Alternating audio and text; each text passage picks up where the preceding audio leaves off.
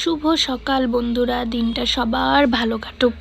দেখো কালকে বাজার থেকে দুটো গাছ এনেছি, কি সুন্দর জবার কালারটা না। আর এই যে আরেকজন ঘুমের থেকে উঠেই ওনার দরজার সামনে এসে হাজির, চাই অনেক অনেক আদর আর প্রচুর পরিমাণে বিস্কুট খাওয়া শেষ হবে না। ওর আমি নাম রেখেছি বুড়ি। এই দেখো রেডি হয়ে চললাম স্টুডিওতে। এটা হলো ফুলেশ্বরী বাজারের রাস্তা, যারা শিলিগুড়িতে থাকো তারা নিশ্চয়ই চিনবে ফুলেশ্বরী বাজার। এদিক দিয়ে আজকে কোথায় যাচ্ছি বলো তো? যাচ্ছি স্টুডিওতে ম্যামের মেকআপের ক্লাস আছে, তো আমিও ক্লাসে জয়েন করব। ক্লাস করলে অনেক কিছু শেখা যায়, নতুন নতুন মেকআপ দেখা যায়। এ হলো আজকের মডেল।